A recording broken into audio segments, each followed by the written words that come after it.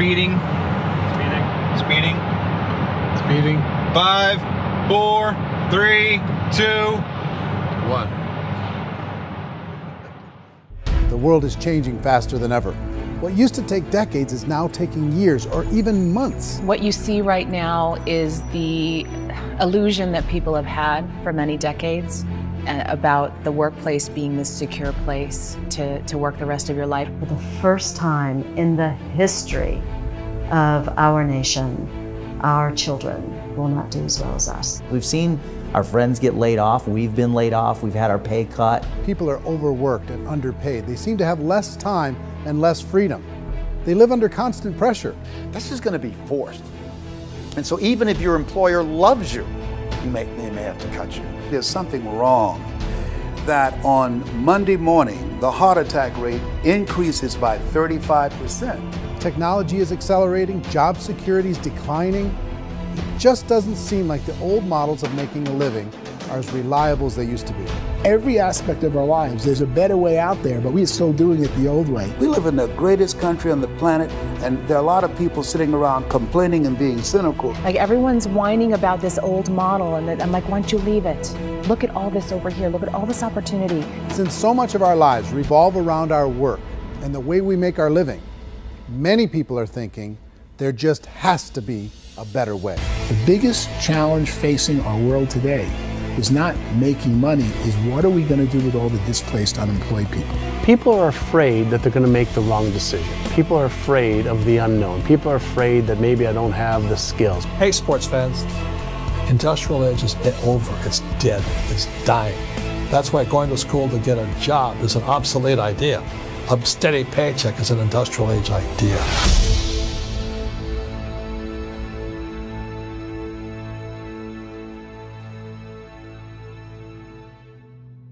It's the search for answers that has brought us here together today.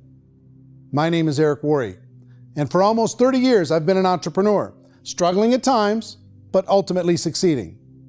As a best-selling author, speaker, and business owner, I've spent my entire career helping millions of people around the world to become entrepreneurs. And I believe strongly that there is, in fact, a better way when it comes to how we make a living. The career landscape has changed dramatically, and many are still working in a model that is completely out of date. What worked for previous generations isn't working as well for people today.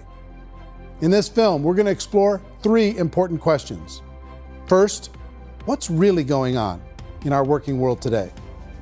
Second, in this new economy, is it better to become an entrepreneur, or is it safer to work for someone else?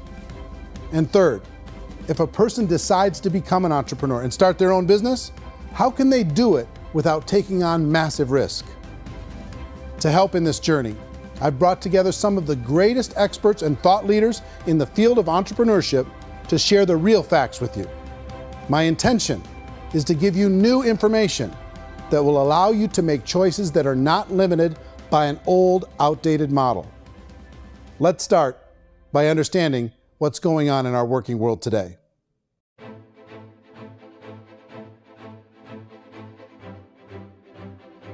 Let's look at unemployment. 30–40% of the people are honestly not working, but would be working. What our government does is if you haven't found a job in 6 months, we don't call you unemployed. We pretend you dropped out of the labor force. I've often said that unemployment, particularly structural unemployment, that's unemployment due to technological changes, is the first sign of economic growth. Think of it, 10 people live on an island. They go out every day and fish. One day, new technology shows up. A missionary brings them a net. Now, using the net, one pilots the boat, one throws the net. 2 fishermen can do all the work 10 used to. That's a 500% increase in productivity, 2 doing the work of 10, in one day. You don't have to learn a lot to learn how to throw a net instead of throw a fishing line. The island's got a big problem, 80% unemployment.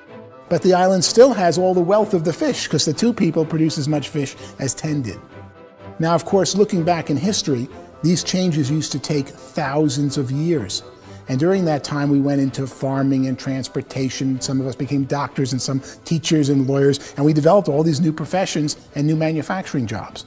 Today, these changes are occurring literally in one day when a new technological advance occurs, and we don't have the social structures to deal with it or to retrain the unemployed people. So one of the things that I think is interesting as I travel across the country and really travel around the world is the way that we work and the way we get paid for work is changing pretty dramatically. On a global basis, everything is being turned upside down because of the rapidly advancing technologies.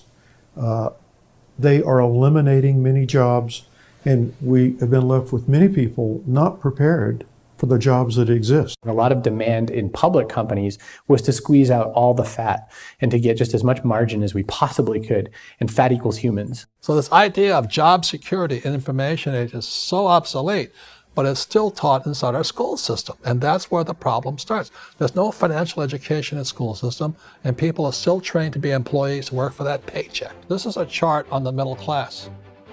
What's happening in the middle class, those that went to school, their incomes have been coming down for years. And parents still say to their kids, go to school, get a job.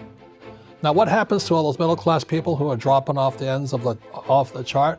Well, they become what's called working poor. And this is what happens to working poor. But they say poverty is ending. Well, poverty may be ending, but working poverty is going up. And this is food stamp usage.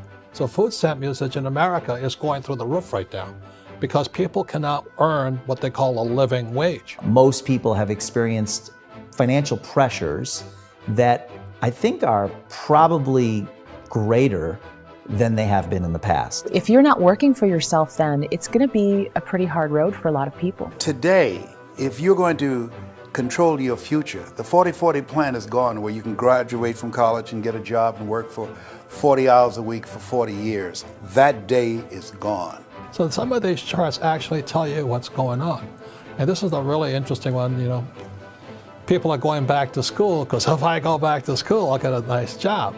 But this is what's happening to, it's called Sallie Mae, which is the student loan guys. Student loan is going through the roof. It's now over $1 trillion, and student loan debt is worse than credit card debt. So when people stopped using credit card, the government got people into student loan debt. And the problem with student loan debt is you can never be forgiven. See, with credit card debt, you can declare bankruptcy and all's forgiven. But student loan debt, you can declare bankruptcy, you still owe it. It's the worst of all debt. But this is the next picture. Look at this chart here. This is what's happening to wages of college graduates. It's going down. So you go to college, you rack up all this debt, but you earn less money. Now, that's not that intelligent. Average person who's been working a lifetime in America today is ending their lifetime at 65 with about $41,000 in assets. They earned just enough to survive. I think in the United States we have something like 17 trillion in debt. That's just the federal government debt. We got another 2 in municipal and in other, let's call it almost 20 trillion government.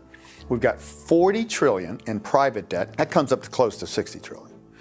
When you then add something we never had before, what you were talking about, when we look at the unfunded portion of Social Security and primarily Medicare, Medicaid, that, at the most conservative estimates from outside firms, Kleiner Perkins, 67 trillion and growing. That's more than all our other debt. There's less conservative estimates that say it's 84 trillion or higher. I added up conservatively $127 trillion in total debt. Debt is a financial drug. When you take it to excess, it's like taking a drug. Yeah, it makes you feel better, it enhances your performance, but at a huge cost, eventually it kills you. And so that's what happens. We keep doing more and more debt, and you get less and less results, just like a drug, until the debt gets so high that it crushes the whole system. That's where we're at, 8.2 times GDP. You know who I feel sorry for? I feel sorry for the person who dreads going to work, who is sick to their stomach on Monday morning, who hates their alarm clock, who gets a little glimmer of hope on a Wednesday because it's hump day and says, thank God it's Friday. And they live for those 2 days a week where they get to be themselves and they don't have to be around people they don't like, and they don't have to play the political game in the office, and they don't have to live this half life. The person that works 50 weeks a year just to be able to have the 2 weeks for vacation. And you know what happens to most of them nowadays? They don't have a vacation. They have a staycation. They have time off of work, but they don't get to go where they want to go because they're overextended. They've got all this debt. They got all this situation. They hate their alarm clock. They can't sleep until they're done. They have to spend most of their life in traffic. I feel sorry for that group of people because there's a better way. They just don't know it. I see this really interesting attempt at rugged individuality in a 6x8 rectangle.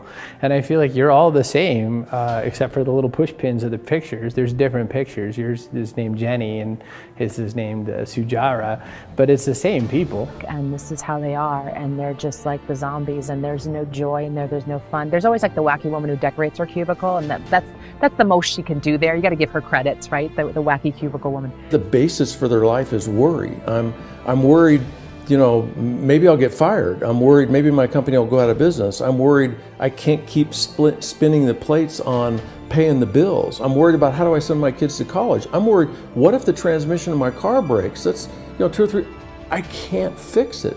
People live in a sea of worry, and it eats at them. Those signs that people held up during the Depression didn't say looking for gainful employment in a cubicle. It said looking for work. Work is what we're looking for. Job is just a unit of measurement. Work is what we're going after. It's time to look in the mirror and say, it's not the economy, it's my economy. It's my little world of where I am. I need to improve. I'm not going to wait for the economy to come back because frankly, the economy is doing great in this country.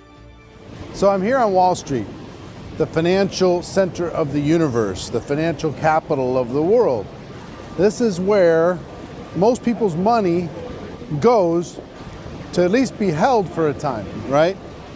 With interest rates in banks being effectively zero, and many experts are predicting it's going to stay at zero for the next 10, 20, even 30 years, people feel like they don't have any choice but to put their future into equities, to put their future into the hands of other people on this stock market, and hope that the stock market goes up, hope that the stocks that their advisors pick or that they pick goes up.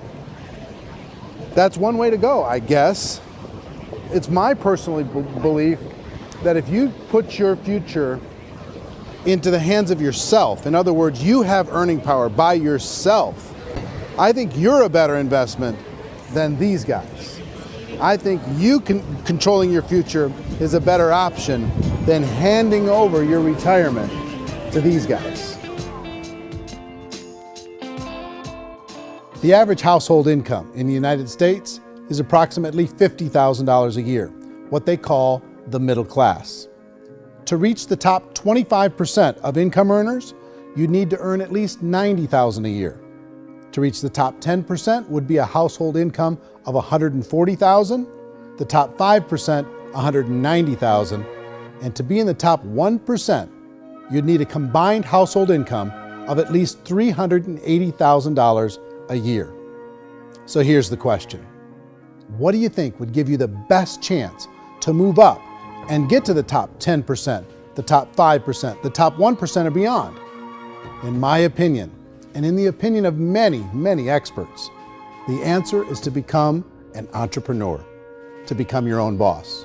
I think you have to be a business owner. I can't, the only time I ever say to someone it'd be great to be an employee is when they've already told me they've surrendered. I only tell people who are wounded spiritually that they should be an employee. And it's that feeling that you get when you pick up the backpack off the little Cub Scout and say, "Don't worry, little guy, we'll get you back to the camp."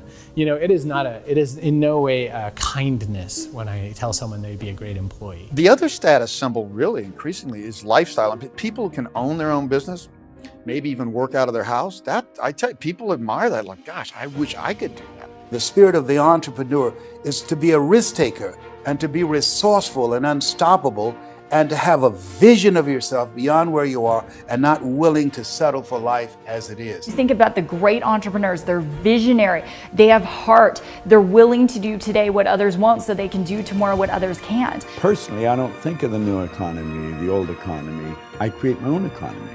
The entrepreneur's in control. I decide what the economy is going to be like. In the world of entrepreneurship, there are no limits. You can make as much as you want, depending on how much you want to work and how smart you are and how great a team you put together. There's no more lifetime rewarding business than being an entrepreneur. Why in America, where anyone could be anything, would people want to give up their freedom and become effectively a modern-day slave, told shut up and be here every morning at 7:30, leave at 5:30, and do what I tell you? If people decide to become an entrepreneur and work for themselves, they have some traditional options, but they're riskier than you might think. Any kind of a retail business, retail build-outs, is extremely expensive. Even just these small little yogurt stores where they're putting little yogurt machines and you get all the different flavors, you're spending $200,000, $300,000, $400,000 to open a yogurt shop. I would love to buy a Dunkin' Donuts, but it's $500,000 or so to start. I don't quite have that just in case money. Risk you can lose it all, and most guys do 2 or 3 times, and even big guys like Branson, because I'm such a fan of his, half his companies don't work. If you make $1 million, your problems are going to go. If you make $1 billion, your problems are really going to go. Just the opposite. You and I know when you're making $1 million, you get $1 million responsibilities. You make $1 billion, you got 1,000 times $1 million responsibilities. And most people say, I'd love to be my own boss. 70% of Americans would love to be their own boss, according to recent polls. But they don't know how to get there. Because what are you going to do? One, you could buy an existing business. If somebody's selling an existing business, you have to ask why. Usually because it's probably hard. It's probably not making as much money as they hope. 2, they could buy a franchise. A little less risk, proven system, but it's expensive to be able to do that. 3, they could start something from scratch. And that's where a lot of people feel like, I don't have the chops to do it. I don't have the money. I don't have the product idea. I don't have the expertise. I don't have whatever it's going to take to be able to get there, and I can't risk my family to do it.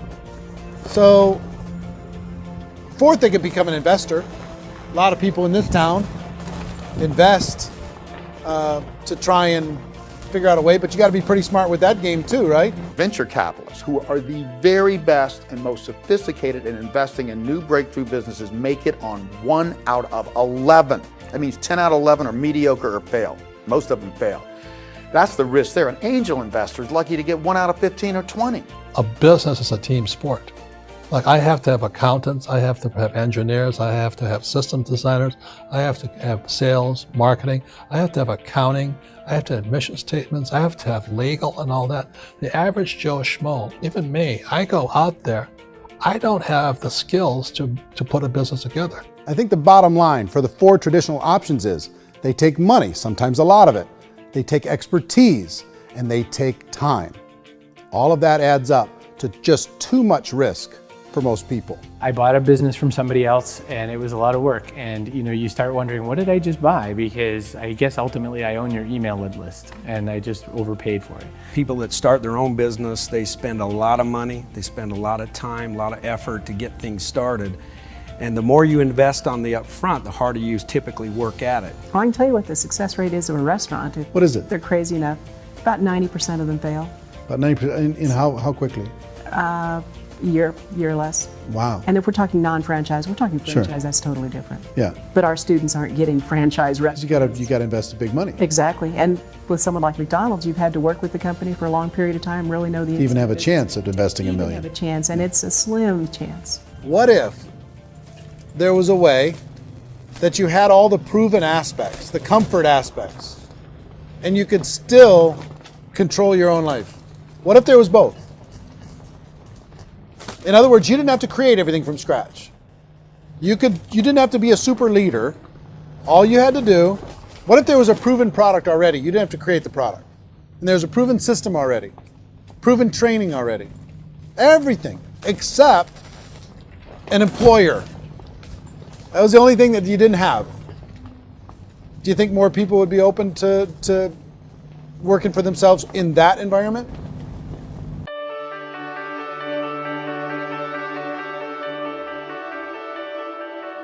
In our search for a better way to make a living, we've come to the conclusion that becoming an entrepreneur is actually safer than being an employee. And through our look at the entrepreneurial options, one particular path kept coming up from expert after expert.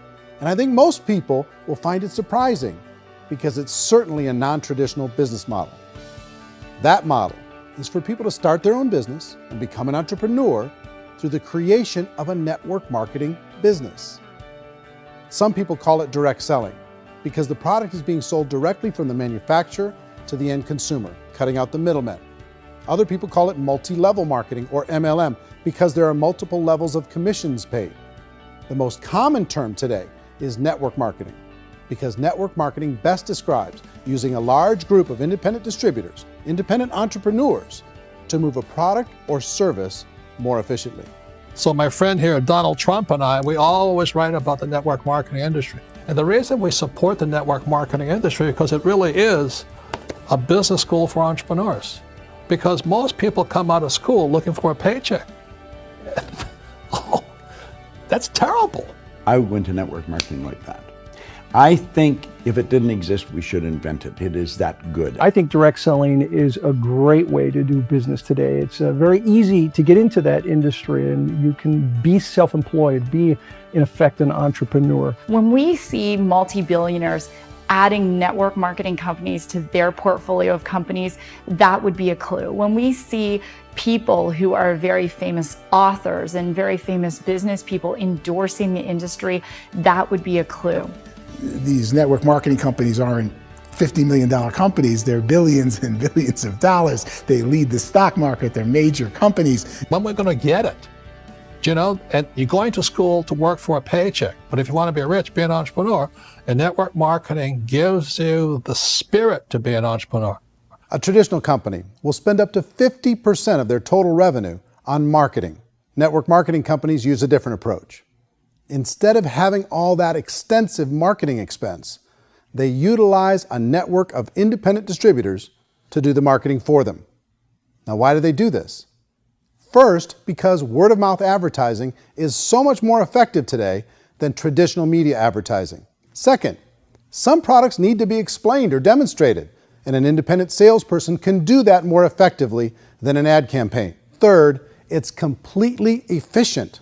The company only pays for the marketing of their product if a sale happens and not before. Imagine if Amazon allowed you to become an independent distributor and paid out 40% of its revenue to that distributor group. All you had to do as a distributor was recommend a product, and if a person bought it on Amazon, Amazon would take care of all the logistics, and you'd get paid for bringing the customer. Now imagine you got paid for every purchase that customer made for the rest of their lives. Well, Amazon doesn't offer this option, but network marketing companies do. 85% of all buying decisions in our society are made as a result of word of mouth or reputation. We're recommending things to each other all the time. You know, who's your dentist? Who's your doctor? Who's your lawyer? What detergent, are you using? What legal system are you using? What product are you using? We're talking to each other about the things that we love anyway. When you go into a big box retailer, you're lucky if the clerk looks you in the eye, much less gives you any detailed or accurate information about what you're purchasing.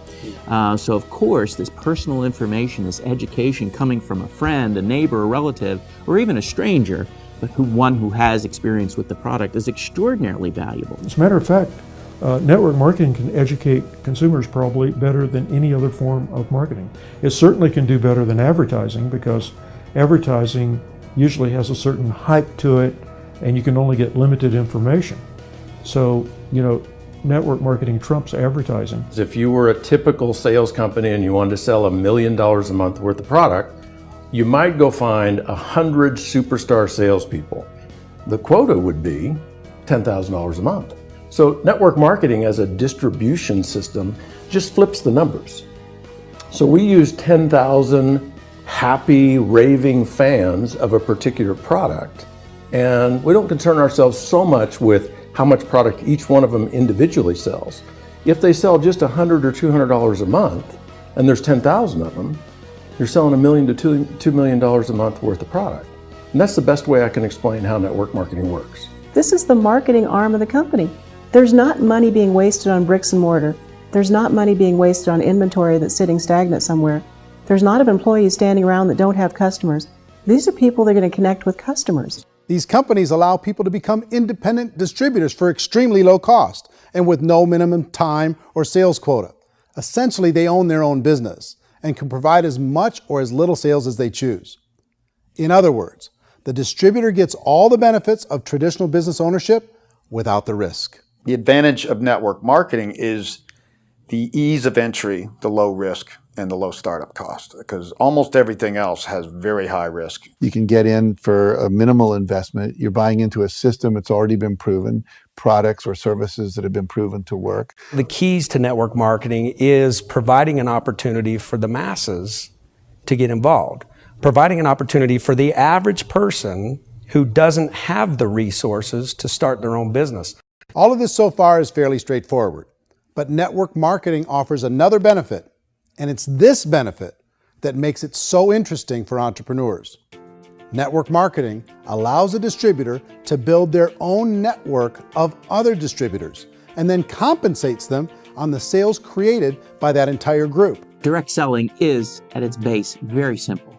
It's the sale of a product or service to an individual on a face-to-face, one-on-one basis, just the way we're talking right now. But there's an important element as well, and that's the offering in conjunction with that sale of product, the offering of an opportunity for someone to make something of themselves. No matter what your social status is, no matter what language that you speak, I mean, look how many unbelievable people are becoming successful that speak every kind of language out there. What an awesome gift to give the world. Instead of having to work your way up in a system and prove that you could be a sales manager, they just decided everybody can be a sales manager. Everybody gets to build a sales team from day one. And so what that brought into the system of growth as a direct selling company is the concept of compounding or geometric progression. Because now you can actually grow a sales force very quickly because everybody is enrolling people in their own sales force. People who are like, oh, this is weird, I'm building a sales team, or what do you think you do at a regular company? How do you think a regular company works? Network marketing is the only industry that doesn't say your past determines your future. It looks at your past and says, okay, now what can we train you to do so you can have a great future? Every other employer out there wants to exploit you for what you already know, not teach you something new. Network marketing has the potential to save the United States and the world because it's going to teach people not to be employees, but to be entrepreneurs.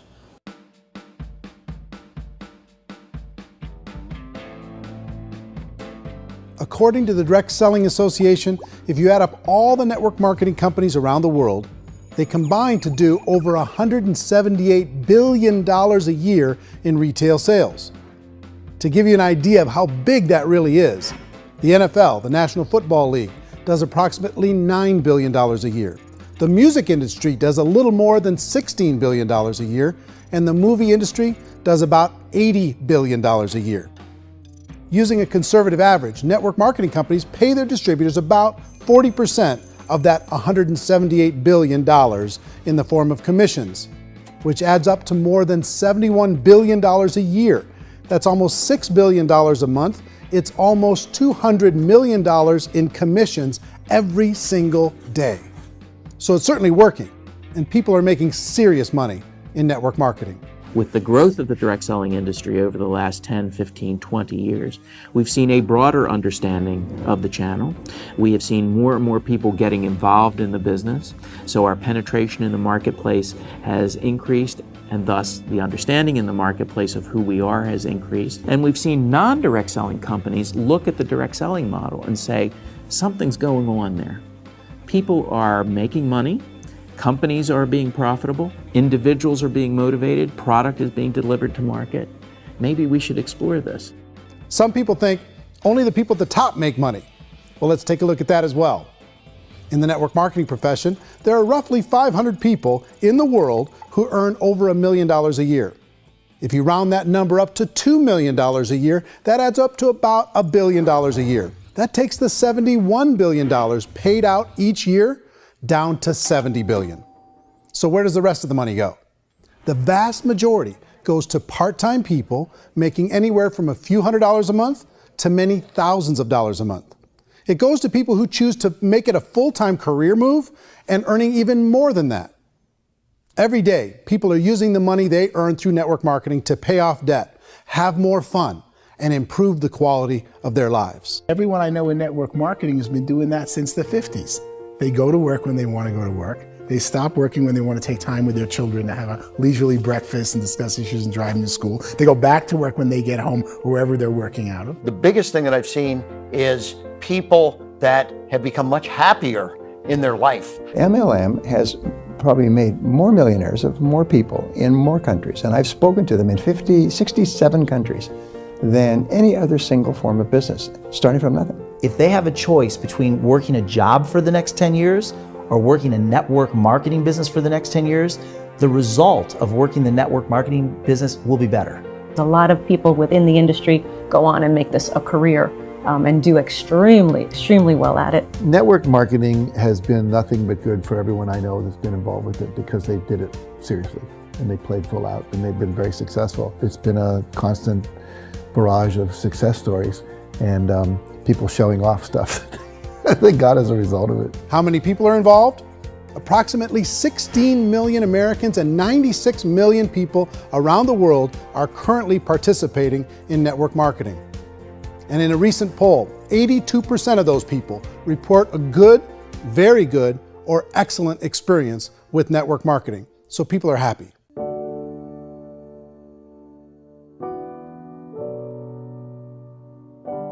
So I've taken a look at the network marketing profession and really tried to understand why so many people are confused as to the validity of this as a business. One is this pyramid shape. People get really messed up with this pyramid. Oh, it's one of those pyramid things.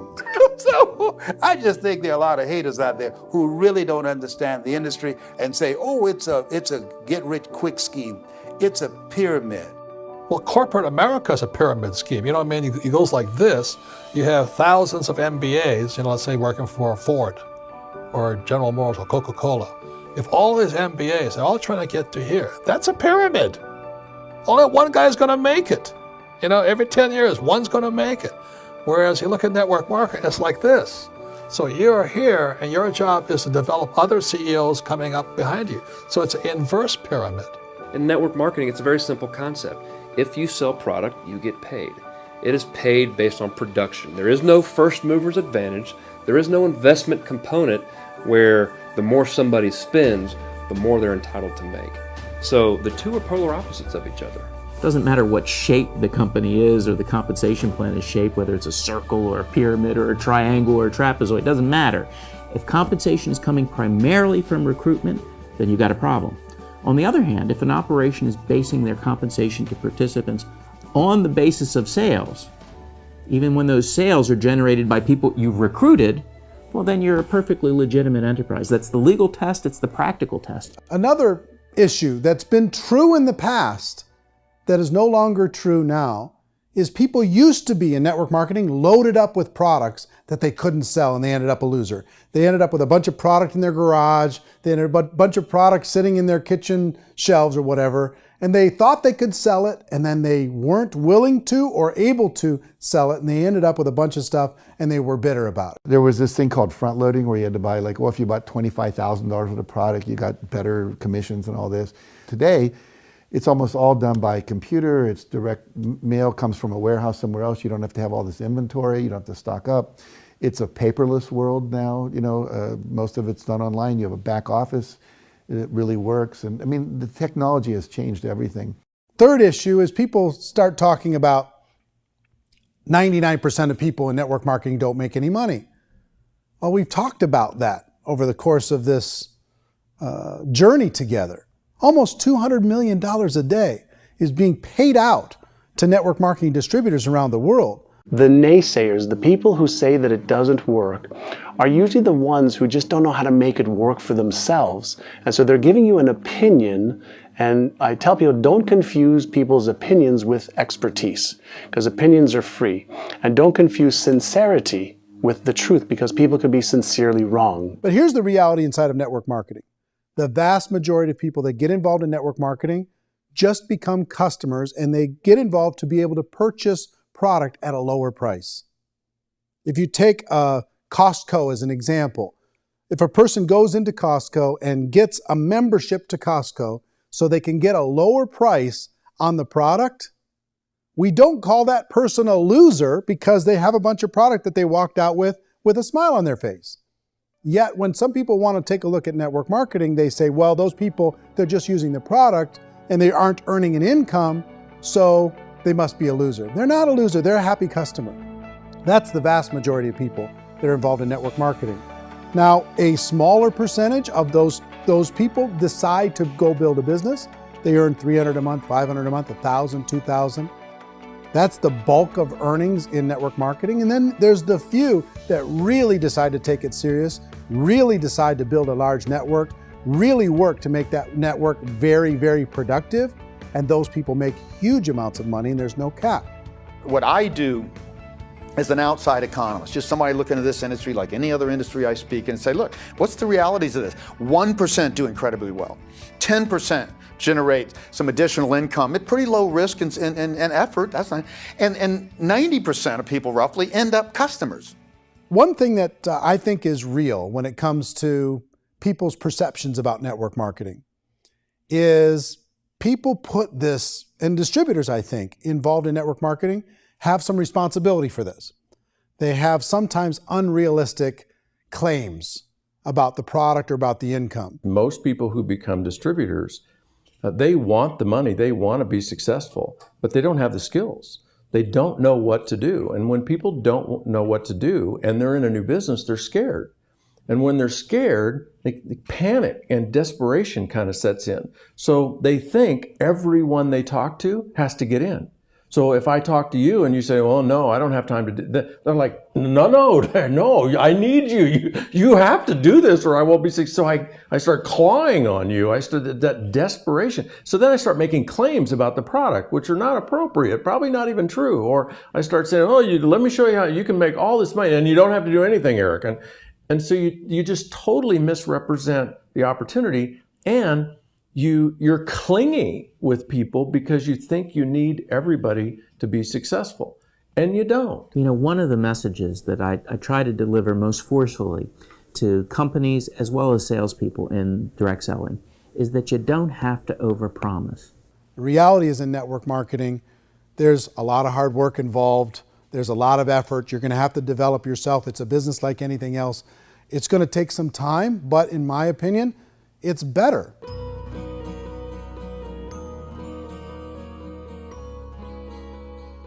It's light years better for people starting today than it was even 5 years ago. I think it's more widely accepted now, and people understand it is a business. It is being an entrepreneur. It is being a business owner. Our belief system is based upon our evaluation of something. And frequently, if we reevaluate a situation, our belief about that situation will change. The industry has changed and it's grown up. It's totally transformed. You've got young people today that have grown up with social media, and they understand networks. They understand how people are connected through technology, and they understand how money flows through those networks. So when they see network marketing, they don't see it the way their parents saw it. And we've all learned, the larger industry that you represent, has all learned from those mistakes and flaws and errors that have happened early on. Early algorithms didn't work the right way. That's all fixed. It's like when they design a computer program, they design the program, then they run it, and then they go back through and they debug it. The MLM industry has been debugged. This is the day of being virtual, being able to run a business from your mobile phone. I mean, it's incredible. Companies are getting smarter. They're implementing more consumer protections. They're implementing more compliance training.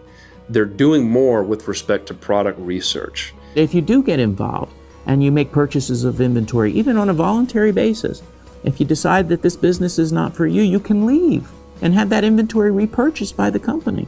There's no other business that offers that kind of protection on a voluntary, self-regulatory basis.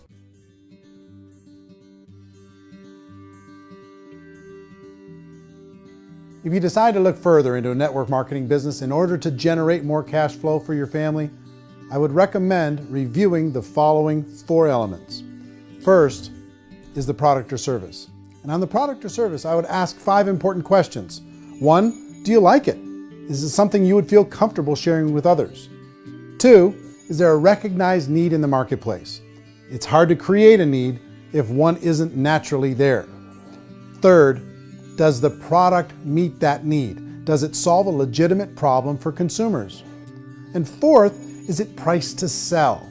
Can it compete in the marketplace? And 5th, is it priced for profit? Is there enough margin for the company and the distributor to be able to generate income for the long term? If you can answer the questions on the product to your satisfaction, the next element to consider is the company itself. Is it well run? Do you believe in the founders or the management team? Do you feel they have what it takes to go all the way? See, it doesn't matter how good the product is if the management can't take care of the company. Good management can change with the times. They can handle adversity. They can make good decisions. Make sure you choose a company that can serve you for a long time. The third element to consider is the compensation plan. And with that, there are 3 important things to look at. First, a brand new person needs to be able to generate some money fairly quickly. It may be an obvious reason, but you can probably imagine the ripple effect of a distributor getting involved and having even a small victory fast. That can only help with the overall success of the organization. Second, a person should be able to develop a moderate part-time income in a reasonable period of time. As they develop their network and as their sales grow, they should be able to enjoy more benefits. And third, for the people who are really serious, for those who decide to really go pro in the network marketing profession, there should be the possibility to make a serious full-time income if they work hard and are committed to developing their skills. If you're comfortable with the product, the company, and the compensation plan, the last thing you should look at is the support that will be made available to you. Does the company have a website? Does it have a solid online reporting tool? Do they have comprehensive training available? Do they host events to help you build your business? If you decide to do this, what kind of a support system can you plug into? Choosing a network marketing company is a personal decision.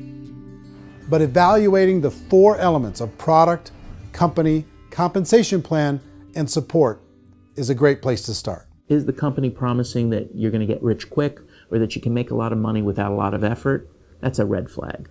Is there a product that you really believe in that you think can be sold? Or are you being told by salespeople or the person who's trying to recruit you or by the company itself that don't worry about the product, all you have to do is recruit other people into the business? Red flag, warning sign. If you're hearing that, take a second or even a third look. Get to know the customers, the products, the business, have some success, and see where the opportunities might take you to move up in the organization. You want to find out how concerned are they about my education, my training, and my development? Is there a space for me to grow?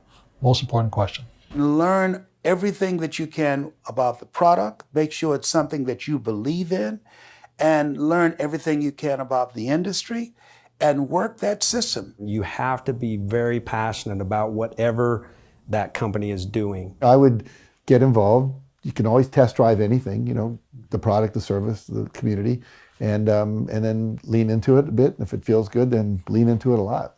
Behind me is the Lincoln Memorial. And this is a place where Martin Luther King Jr. had his famous "I Have a Dream" speech.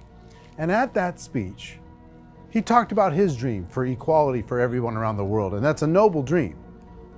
But I think more people need to remember what it was like when they were kids and the dream was still alive in them, before it got beaten out of them by reality, by this paycheck, by these responsibilities, and by having to live for this job to pay the bills.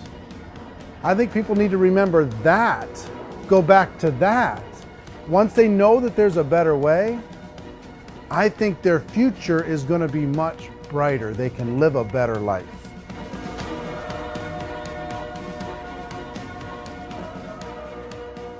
So if you're considering getting involved in a network marketing company, let me offer you just a few pieces of advice. First, network marketing isn't perfect. It's emotional, it's challenging. Like any entrepreneurial venture, it can have its up days and its down days.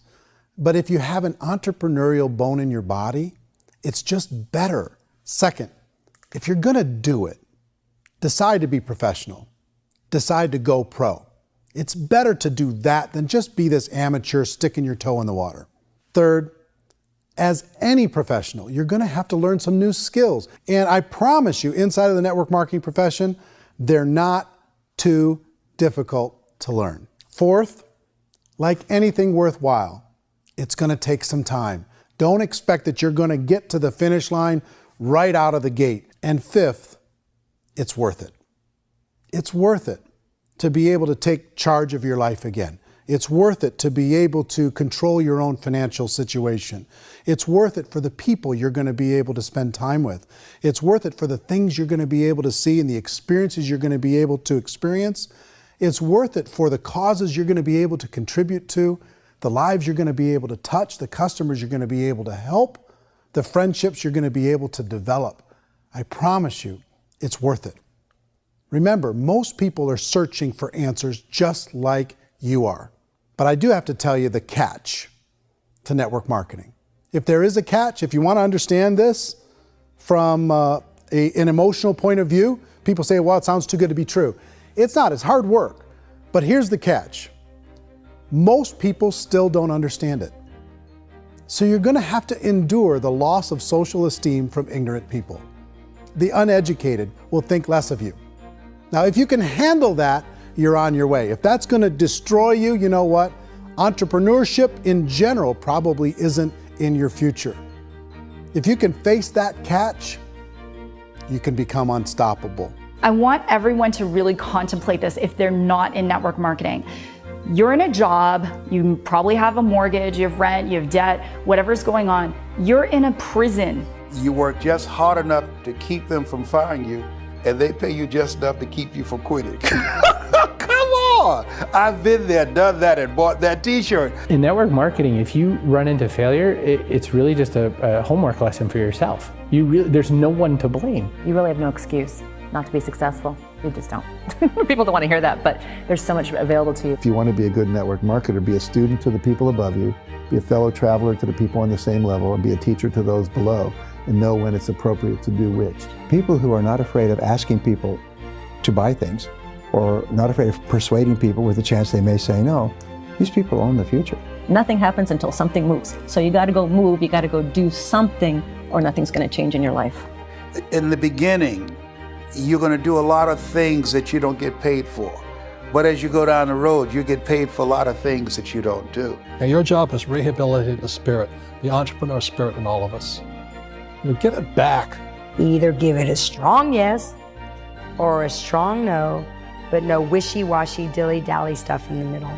There's dreams and there are nightmares, but I believe that the biggest nightmare of all is when you don't pursue your dream. You're going to see some monumental growth in this profession. It's an exciting, exciting time to be involved with the network marketing profession. The next 10 years, I see just exponential growth. When that tipping point comes, it's not a matter of asking somebody, have you ever heard about network marketing? You're really asking them, which company are you building your wealth in? We are here to fix the world, to improve relationships with other people, to improve other lives. And the real reward comes as an entrepreneur in any level from teaching somebody something and watching them soar. There is no greater reward.